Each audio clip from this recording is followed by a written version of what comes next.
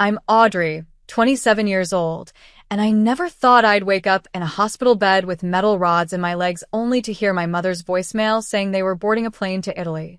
The crash had left me broken, but nothing hurt worse than hearing her casual voice announce, "We're off to Rome with Ethan. Don't bother calling us while we're there." My own parents abandoned me when I needed them most, using my money for their dream vacation. What they didn't expect was that their Roman holiday would cost them everything they had. Before I share how I turned this betrayal around, let me know where you're watching from in the comments below.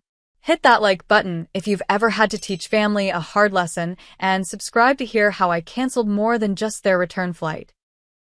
Growing up in suburban Chicago, my family seemed picture perfect from the outside.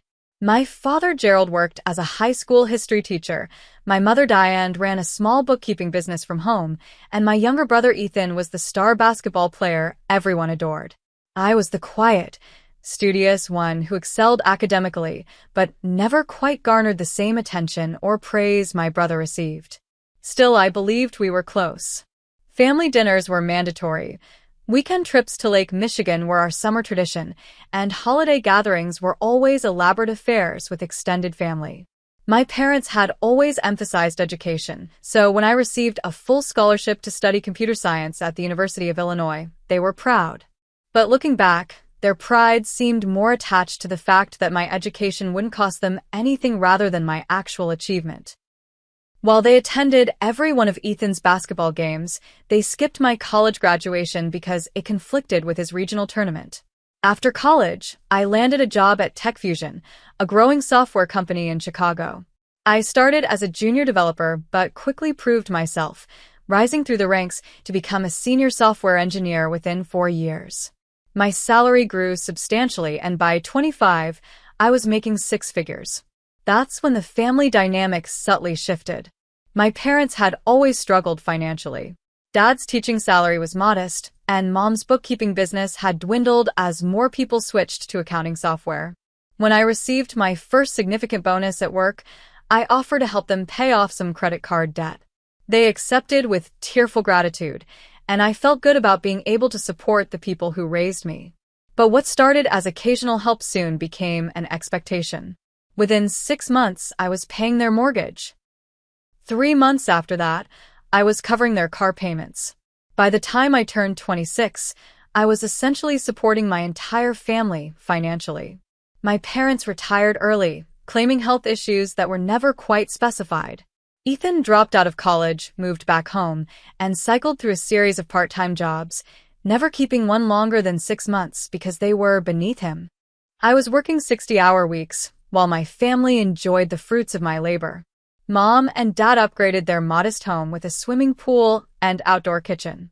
Ethan drove a sports car I was making payments on. They took weekend trips to nearby states, sending me photos of luxury hotels and expensive restaurants, always with a "Thanks, Audrey" caption that felt increasingly hollow. The tension started building when I questioned some of their expenses.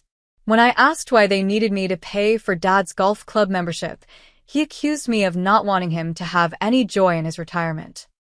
When I suggested Ethan look for full-time employment, Mom defended him, saying he was finding himself and that I was being unsupportive. Despite these red flags, I continued providing. I had a spreadsheet detailing all the monthly transfers, $4,000 for their mortgage, $800 for each of their car payments, $2,000 for general expenses, $500 for Ethan's career development, and countless extras for unexpected costs they'd spring on me. In total, I was giving them nearly $10,000 monthly, leaving myself with just enough to rent a small apartment and save modestly. 2 weeks before the accident, I had finally started setting boundaries. I told them I needed to cut back on their monthly allowance so I could save for my own home. The conversation did not go well. Mom cried, Dad shouted, and Ethan called me selfish.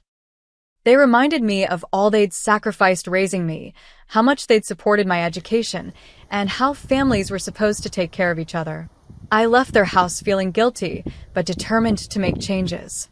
Then came the accident. I was driving home from a late night at work, exhausted but proud of completing a major project. A drunk driver ran a red light and slammed into the driver's side of my car at 50 miles per hour. I remember the screeching tires, the shattering glass, and then nothing until I woke up in the hospital 2 days later. The damage was extensive. Both legs broken, requiring surgical insertion of metal rods, for broken ribs, a concussion, and internal bleeding that required emergency surgery. The doctors told me I was lucky to be alive, but that my recovery would be long and difficult. I would need multiple surgeries, months of hospital stay, and intensive rehabilitation. In those first groggy hours after regaining consciousness, my first thought was of my family. I asked the nurse to call them, certain they would rush to my side when they heard how serious the accident had been. She told me they had been notified immediately after my admission and had visited briefly while I was unconscious. They had left no message about returning. I tried calling them myself, but the calls went straight to voicemail. It wasn't until the next morning that I received the message that would change everything about our relationship forever. The hospital room was quiet except for the steady beeping of machines when my phone buzzed with a voicemail notification. I assumed it was work checking in, so I held the phone awkwardly with my less injured arm and pressed play, putting it on speaker since holding it to my ear was too painful. "Audrey, hi honey, it's Mom." My mother's voice sounded cheerful, almost giddy. "Dad and I just wanted to let you know we're at the airport about to board our flight to Rome. We've been planning this trip for months, and now that Ethan's between jobs again, we decided to bring him along too. The doctors said you'll be in the hospital for a while anyway, so there's really no point in us sitting around Chicago when we could be seeing the Coliseum, right?" I heard my father's voice in the background.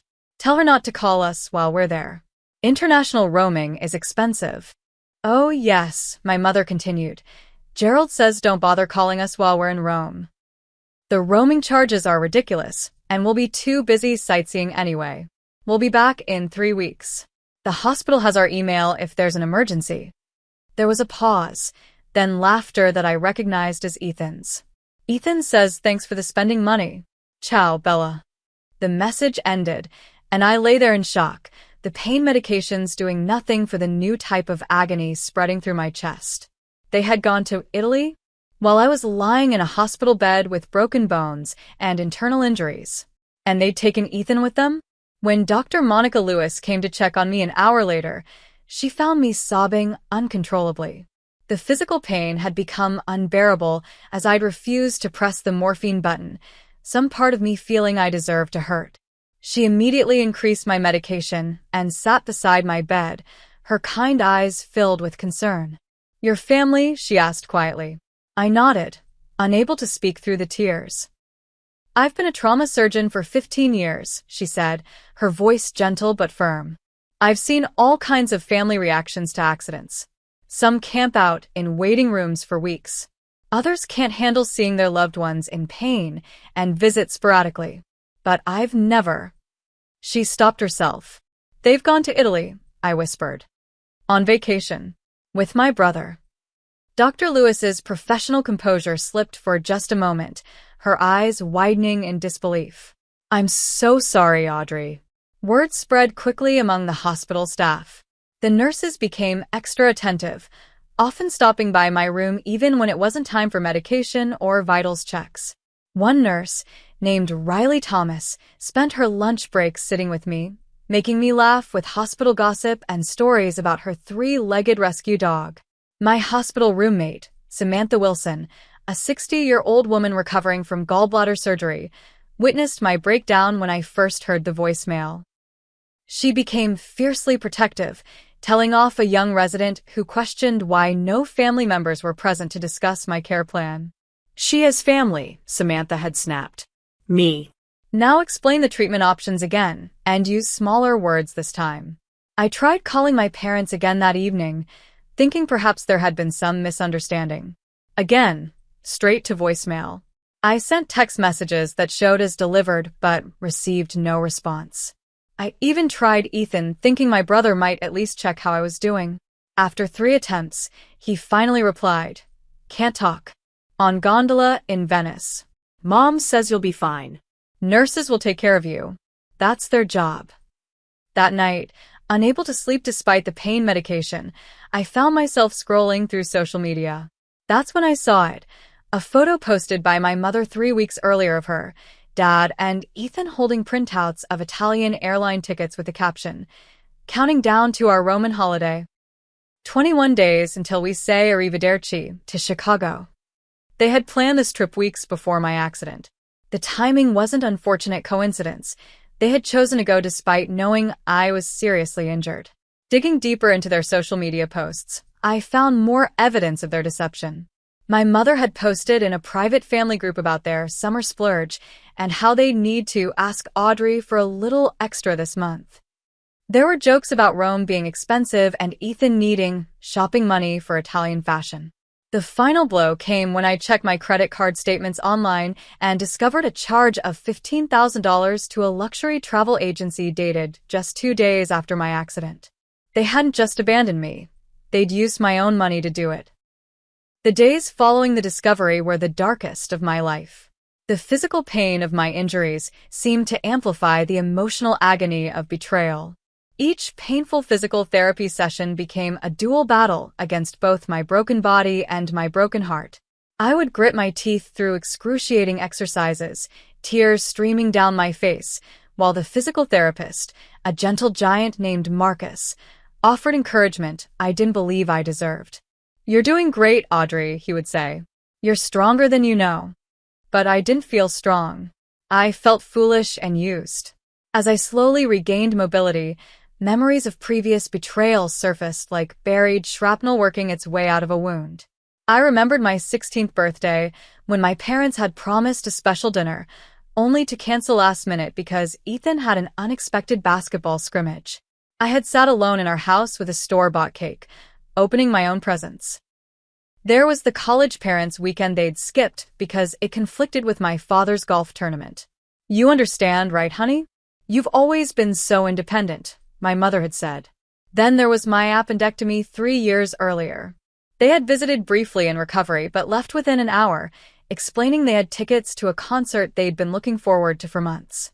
"It's just an appendix," my mother had said. "It's not like you're dying." Each memory brought fresh waves of pain as I realized my family's dismissive treatment wasn't new behavior brought on by the stress of my accident. It was their normal, and I had been making excuses for them for years. The hospital staff became my surrogate family. Riley, the nurse who had been spending her lunch breaks with me, started bringing me homemade meals, claiming the hospital food would delay my recovery. Dr. Lewis checked on me daily, even when I wasn't on her rounds. The night janitor, an elderly man named Walter, would pause his mopping to tell me about his grandchildren and bring me contraband cookies from the staff room. Samantha had been discharged, but she returned to visit twice a week, bringing magazines and audiobooks to help pass the time. "My daughter thinks I'm at bridge club," she confided with a wink. "But I'd rather be here with you. You remind me of her at your age, except she was never as tough as you." I didn't feel tough. I felt hollowed out, a shell going through the motions of recovery, while inside I was still that 16-year-old girl sitting alone with her birthday cake. Meanwhile, the financial strain was becoming unbearable. My health insurance covered most of the medical expenses, but not all. The deductibles and copays were mounting, and I was still automatically transferring money to my parents' accounts each month because I hadn't had the emotional energy to stop the payments. And then there were the social media posts. My family was documenting every moment of their Italian adventure. Photos of my father and brother eating gelato by the Trevi Fountain. My mother posing in new designer sunglasses outside boutiques on the Via Condotti. Ethan in a new leather jacket, standing beside a rented Vespa. All with captions like "Living la dolce vita" and "When in Rome," without a single mention of me or my condition. The turning point came 3 weeks into my hospital stay, during a particularly brutal night when the pain medication wasn't quite cutting through. I lay awake at 3 in the morning, scrolling through yet another album of my family's vacation photos, when I came across one that broke me completely. My mother, father, and brother dining at an exclusive rooftop restaurant overlooking the Roman Forum, all raising champagne glasses in a toast. The caption read, "To freedom and new beginnings." I threw my phone across the room, where it hit the wall and clattered to the floor, screen shattered like my illusions about my family. The night nurse rushed in, alarmed by the noise. She found me sobbing, my entire body shaking with the force of the grief and rage finally breaking through. "They don't love me," I choked out between sobs. "They never did." The nurse, an older woman named Patricia, simply sat on the edge of my bed and held my hand, letting me cry until there were no tears left. When I had quieted to occasional hiccuping sobs, she spoke. "You know what I think," she said, her voice soft but firm. "I think anyone who would leave their daughter alone in a hospital to go on vacation doesn't deserve her tears. And they sure as hell don't deserve her money." Something shifted inside me at her words. The hollow feeling was replaced by something hot and determined. She was right. They didn't deserve my tears. They didn't deserve my money. And most importantly, they didn't deserve the power I had given them to hurt me. That night, as the first hints of dawn brightened the window of my hospital room, I made a decision. I deserved better, and I was going to make sure I got it. The following morning, I asked to speak with a hospital social worker. Jessica Martinez arrived that afternoon, a no-nonsense woman with kind eyes and a notebook full of resources. I told her everything, my voice stronger than it had been in weeks. "What you're describing is emotional abuse and financial exploitation," she said bluntly after listening to my story. "Just because their family doesn't make it acceptable. In fact, it makes it worse." Jessica helped me see the patterns I'd been blind to for years. The emotional manipulation, the guilt trips, the way they'd systematically isolated me from other relationships by demanding more and more of my time and resources. She provided reading materials about codependency and financial abuse and connected me with a therapist who specialized in family trauma. "Recovery isn't just physical," she told me. "The emotional healing is just as important, and sometimes harder." My next call was to Marcus Bennett, a financial advisor one of the doctors had recommended. He came to my hospital room the next day, laptop in hand and righteous indignation on his face after hearing my situation. "Let's look at exactly what we're dealing with," he said, pulling up spreadsheets of my accounts as I provided passwords and information. The picture that emerged was worse than I'd imagined. Beyond the monthly transfers, there were numerous credit card charges I hadn't authorized. My parents had access to most of my accounts, a setup I'd created years ago to make it easier to help them with bills. They had been using that access liberally, treating my finances as an extension of their own. "You're essentially bankrolling their entire lifestyle," Marcus said, shaking his head. "And from what you've told me about their spending habits in Italy, they have no intention of slowing down." We spent hours formulating a financial separation plan. It would need to be comprehensive and executed all at once to prevent them from moving money around once they realized what was happening. Marcus recommended a lawyer to help with any legal aspects of untangling our finances. Later that week, Benjamin Clark, the lawyer Marcus had suggested, visited my room. His expertise in family financial disputes proved invaluable as he outlined my options. "Since you're not dealing with elderly parents with cognitive issues, and there's no formal guardianship or power of attorney in place, you have every right to cut off financial support," Benjamin explained. "They might try to claim entitlement to your support, but legally, they don't have a leg to stand on." We discussed the potential fallout, including the possibility that my parents might try to take legal action against me. Benjamin assured me their case would be weak, but suggested documenting everything just in case. "Save the voicemail," he advised. "Screenshot the social media posts. Document all unauthorized expenses. If they try to paint you as the villain in this story, we'll have plenty of evidence to the contrary." While these preparations were underway, I received an unexpected visitor. My father's sister, Margaret, whom I hadn't seen in years due to a falling out between her and my parents, had somehow heard about my accident. "Your colleague Ashley from work contacted me," she explained, sitting carefully on the edge of my hospital bed. "She found me through your emergency contact list from years ago, before your parents made you remove me." Aunt Margaret revealed family secrets that helped complete the puzzle. My parents had a long history of financial irresponsibility, racking up debt and looking for bailouts. Before I had come into my career and money, they had burned bridges with various family members by borrowing money they never repaid. "They did the same thing to your grandfather," she told me, her voice tight with old anger. drained his retirement accounts for a cruise while he was in hospice care. I try to stop them, which is why we haven't spoken in years. She also shared that their rift with her had worsened when she'd refused to loan them money for a timeshare in Florida 3 years ago, around the same time I had received my promotion and raise. They had simply found a new source of funding me. I should have tried harder to warn you, she said, regret heavy in her voice. But Gerald threatened to cut me off from seeing you completely if I interfered. Aunt Margaret offered her guest house as a place for me to stay during my recovery after hospital discharge. It's all on one level, and there's a walk-in shower with grab bars. I had it renovated for Mom before she passed. With my physical recovery progressing and my support system expanding, I turned my attention to the emotional preparation for what I was about to do. My therapist, Dr. Rebecca Collins, helped me work through the guilt and fear that surfaced as I contemplated cutting financial ties with my family. You're not abandoning them, she assured me during one of our sessions. You're establishing healthy boundaries. There's a world of difference between the two. By the end of my 6th week in the hospital, the plan was in place. My parents and brother were scheduled to return from Italy in 4 days. I had a comprehensive list of actions to take, legal documents prepared, and emotional support lined up. The physical pain of my injuries had begun to fade, replaced by a calm resolve. The night before I was to execute my plan, Riley brought dinner and stayed late after her shift. We had grown close over the weeks, her daily visits becoming something I looked forward to with increasing warmth. Are you sure you want to go through with this? She asked as we shared a contraband pizza in my hospital room. It's not too late to change your mind. I looked down at my legs, still in braces but healing stronger every day, then back at her concerned face. I've never been more sure of anything, I said. They abandoned me when I needed them most. Used my money to do it.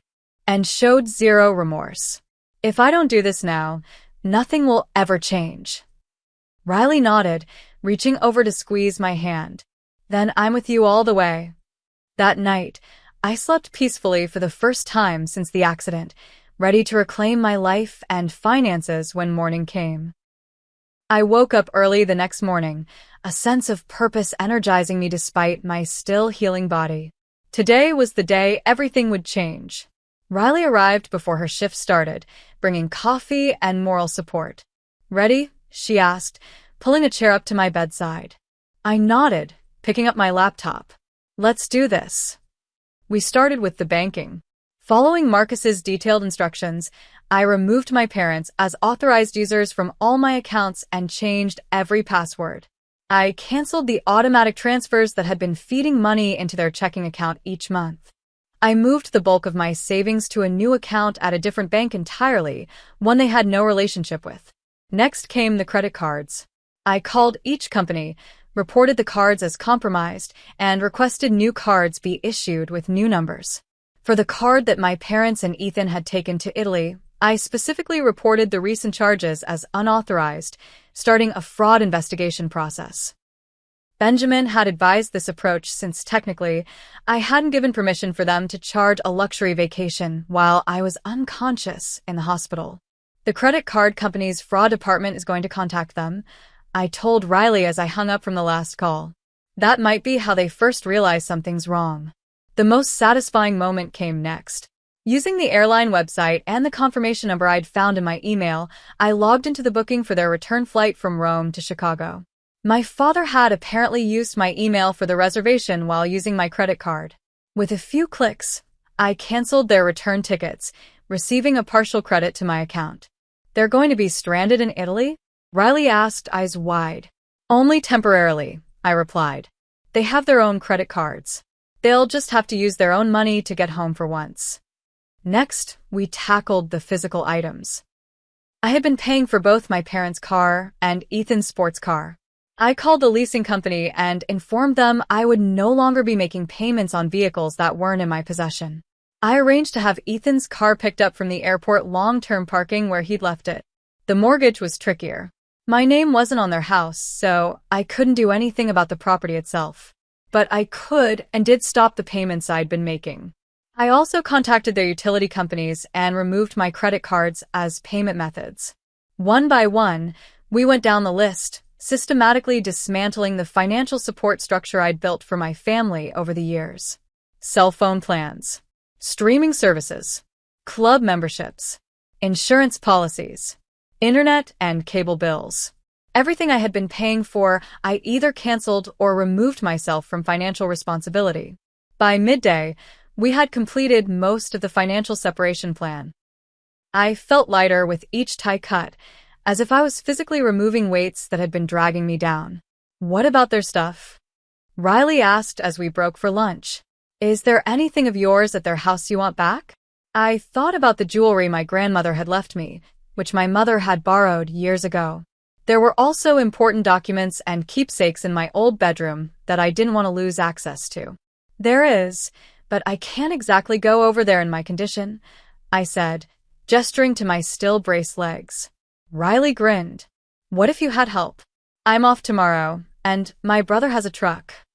The next day, while my family was still enjoying their final days in Italy, completely unaware of what awaited them at home, Riley and her brother Danny helped me execute the last phase of my plan.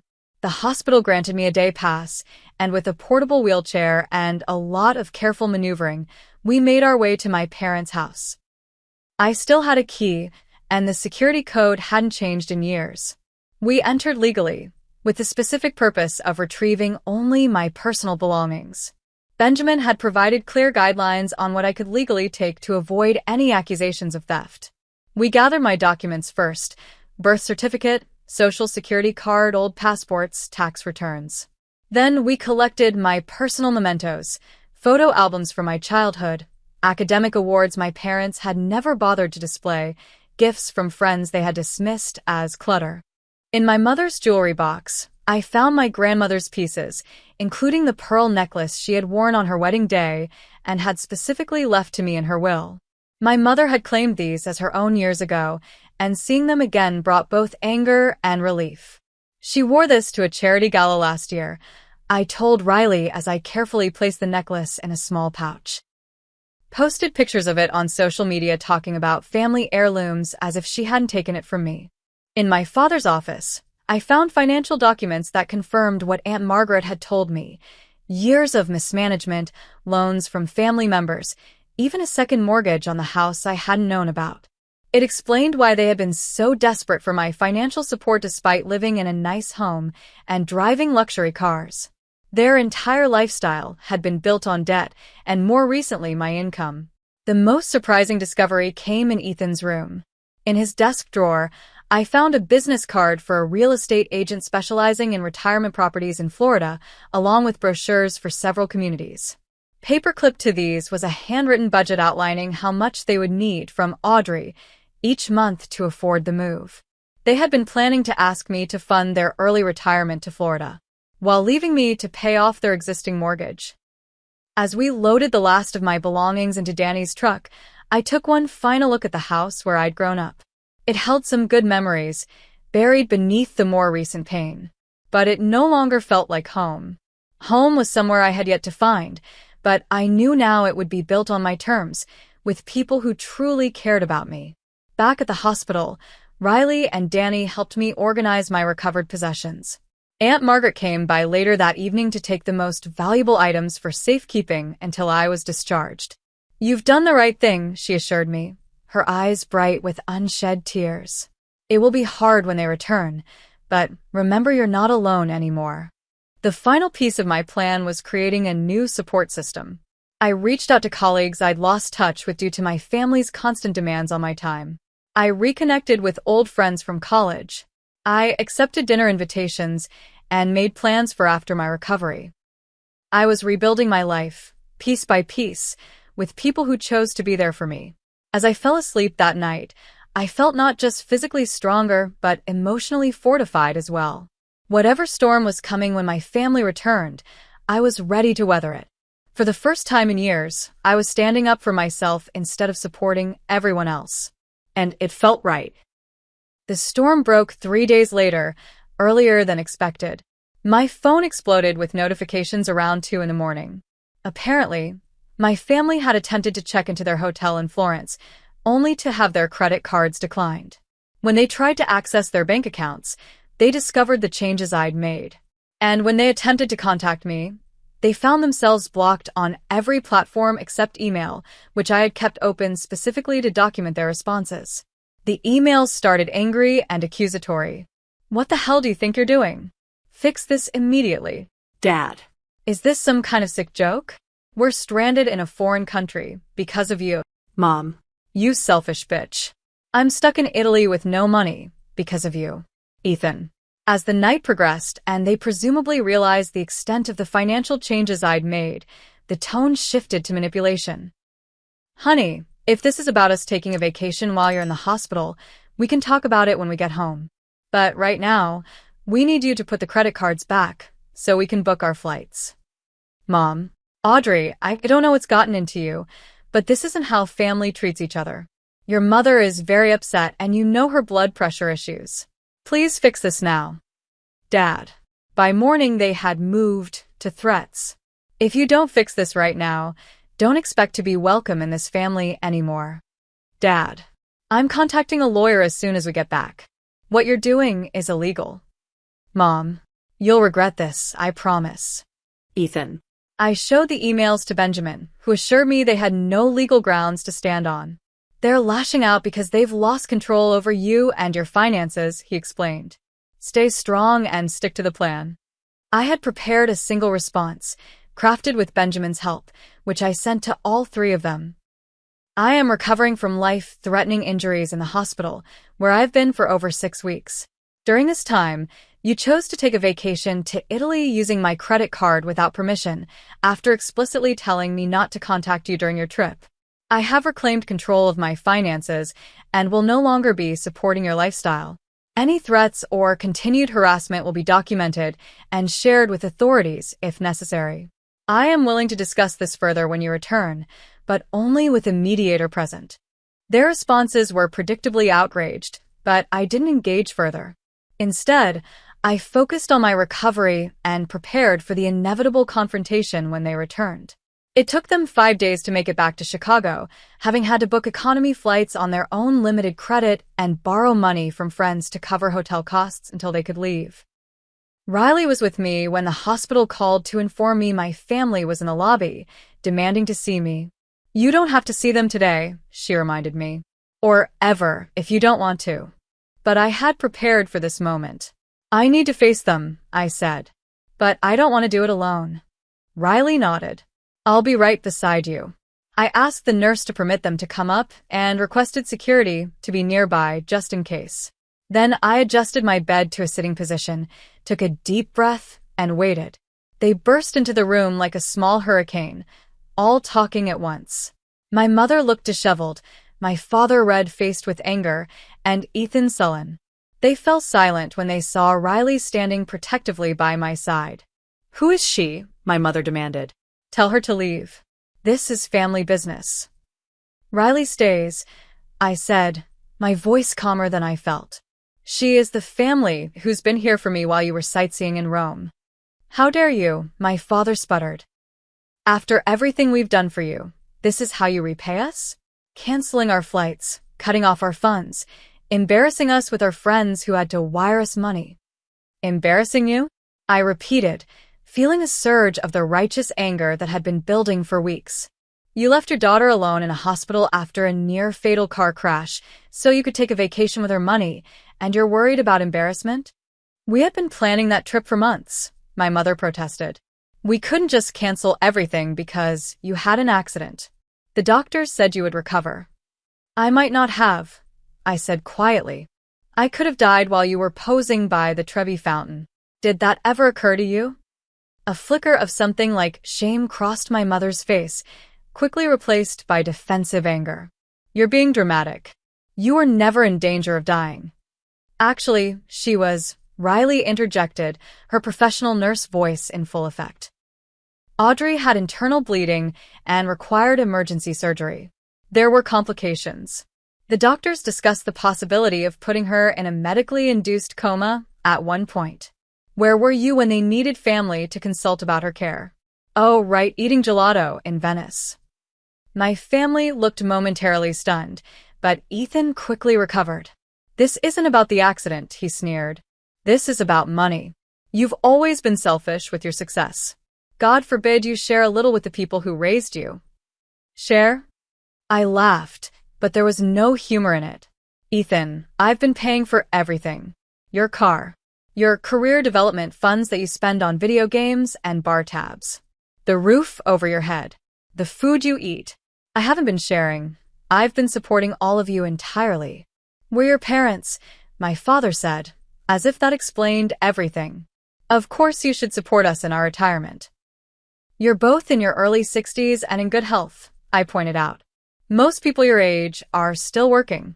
And even if you were retired legitimately, that doesn't entitle you to luxury vacations on my dime while I'm lying in a hospital bed. The argument continued, going in circles as they attempted every manipulation tactic in their arsenal. They tried guilt. After all we sacrificed raising you. They tried gaslighting. You're remembering things wrong.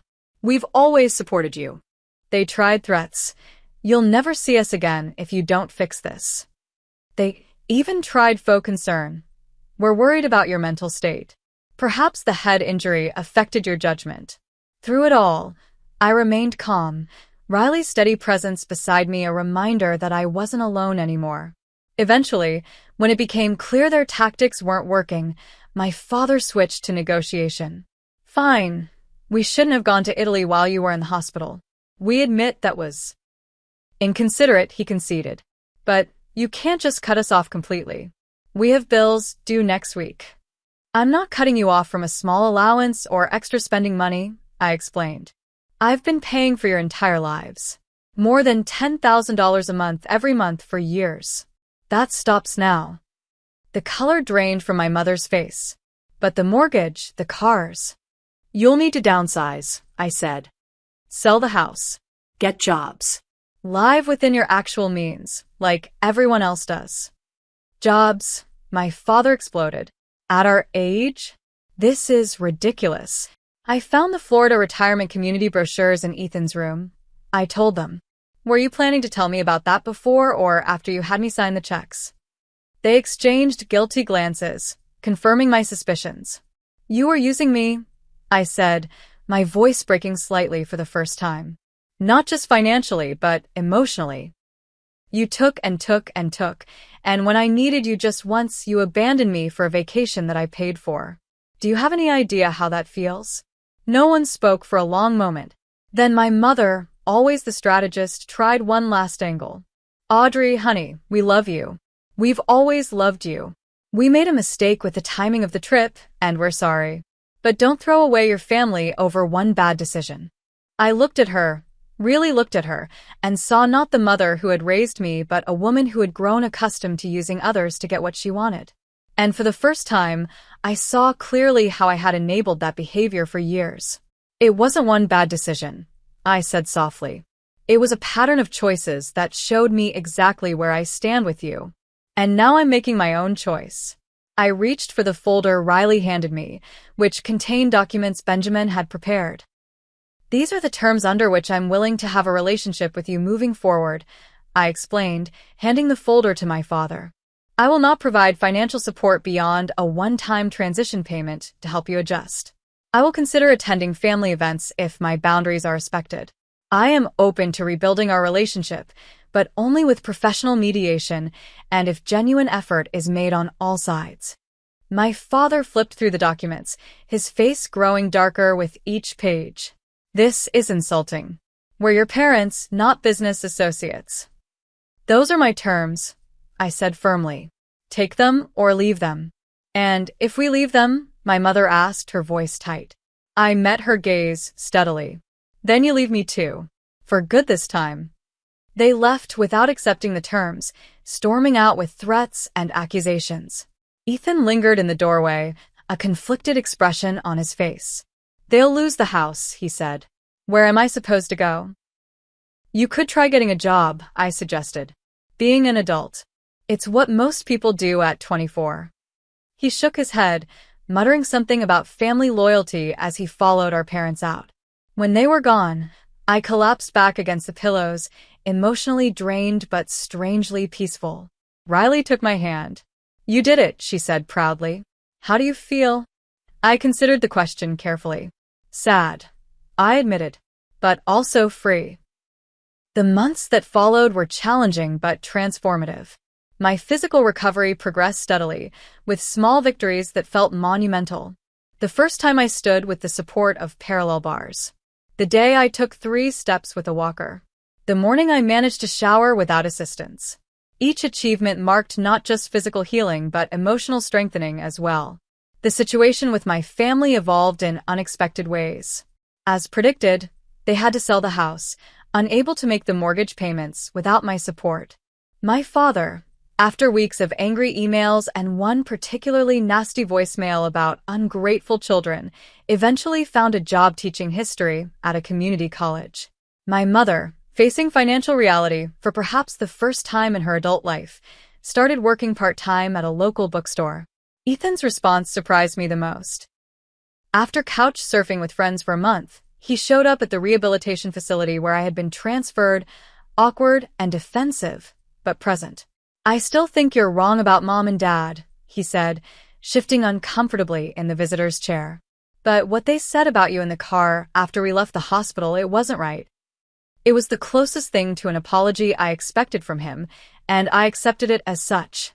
Over the following weeks, he visited occasionally, our conversations gradually shifting from family drama to his own struggles. "I don't know how to do this," he admitted during one visit. "Be an adult. Get a real job. Live without someone bankrolling everything." I could have said "I told you so" or reminded him that most people figured these things out without assistance. Instead, I offered something more valuable than money: guidance. "I know someone at TechFusion looking for an entry-level IT support person," I told him. "It's not glamorous, but it's steady work with good benefits and room to grow. I can put in a word if you're interested." He accepted, and to my surprise, took the opportunity seriously. It wasn't an instant transformation, but seeing him proudly show me his first real paycheck months later suggested a positive change was underway. My parents were slower to come around. There were attempts at manipulation, guilt trips disguised as reconciliation efforts, and occasional financial emergencies that always seemed to require my immediate assistance. Each time, I maintained my boundaries, referring them to the terms I had set out. 6 months after the confrontation in my hospital room, they finally agreed to meet with a family therapist. The sessions were difficult, with old wounds reopened and painful truths acknowledged. Progress was slow and nonlinear, with setbacks and breakthroughs occurring unpredictably. Healing isn't about forgetting or pretending the hurt never happened. Dr. Fiona Marshall, our therapist, explained during one particularly tense session. It's about acknowledging the pain, understanding its source, and choosing a path forward with clear boundaries and realistic expectations. As my physical rehabilitation continued, I found unexpected healing in helping others. I started volunteering with a support group for car accident survivors, sharing my experience not just with physical recovery, but with the emotional aftermath as well. Each Saturday, I would sit in a circle with others whose lives had been altered in an instant, listening to their stories and offering the understanding that only those who have lived through trauma can provide. The relationships I had begun rebuilding during my hospital stay flourished. Aunt Margaret became a regular presence in my life, our weekly dinners a chance to reconnect with the family history my parents had tried to erase. My friendships deepened as I learned to invest emotionally in people who reciprocated care and respect. And then there was Riley. What had begun as a compassionate nurse checking on a patient had evolved into something neither of us had expected. Our first official date was a wheelchair-accessible picnic in the hospital garden. By the time I was discharged from the rehabilitation facility, we were seeing each other regularly, building a connection based on mutual respect and genuine care. "You know what I first noticed about you?" she asked one evening as we cooked dinner together in the accessible apartment I had rented. "Even at your lowest point, you never lost your dignity. You were hurt, but never broken." 9 months after the accident, I returned to work part-time, grateful for an employer who had held my position and accommodated my ongoing recovery needs. My colleagues welcomed me back with a desk decorated with plants and a card signed by the entire department. My financial situation, which had taken a hit during my extended medical leave, was slowly stabilizing. Without the burden of supporting my family, I was able to rebuild my savings and even start looking at buying my own home. The irony wasn't lost on me that by stopping the financial drain of supporting my parents and brother, I was finally able to invest in my own future. 1 year to the day after the accident, I held a small gathering at my new apartment, a first-floor unit with wide doorways and an open floor plan that accommodated the occasional mobility aids I still sometimes needed. Riley was there, as were Aunt Margaret, Samantha from the hospital, several colleagues who had become friends, and, somewhat tentatively, my parents and Ethan. It wasn't perfect. The conversations sometimes stilted, old tensions occasionally rising to the surface. But it was real, a new kind of family dynamic built on honesty rather than exploitation. As we shared a meal together, I looked around at the faces of people who had chosen to be there, who had supported me through the darkest period of my life, and I felt a sense of peace I hadn't known was possible a year earlier. Later that night, after everyone had left except Riley, I stood by the window looking out at the city lights. "Penny, for your thoughts?" she asked, coming to stand beside me. "I was just thinking about how sometimes the worst thing that happens to you can lead to the best changes," I said. "If I hadn't had that accident, if my family hadn't abandoned me when I needed them most, I might never have found the strength to break the cycle. I might still be working myself to exhaustion to fund their lifestyle, while believing that was what love looked like." Riley took my hand, her fingers intertwining with mine. "And we might never have met." I smiled, leaning into her solid, comforting presence. That would have been the biggest loss of all. The journey hadn't been easy. My body still ached sometimes from the injuries, and my heart still carried scars from my family's betrayal. But I had learned that healing doesn't mean erasing the pain completely. It means growing around it, building a life where the pain is just one part of a much larger, richer story. If you've ever had to rebuild your life after betrayal or set boundaries with family who took you for granted, I'd love to hear your story in the comments. Was there a moment when you realized you deserved better? What helped you find the strength to make a change? Like this video if you believe that sometimes the family we choose is more important than the family we're born into, and subscribe for more stories about finding strength through life's unexpected challenges.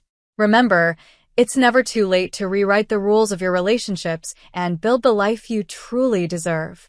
Thank you for listening to my story.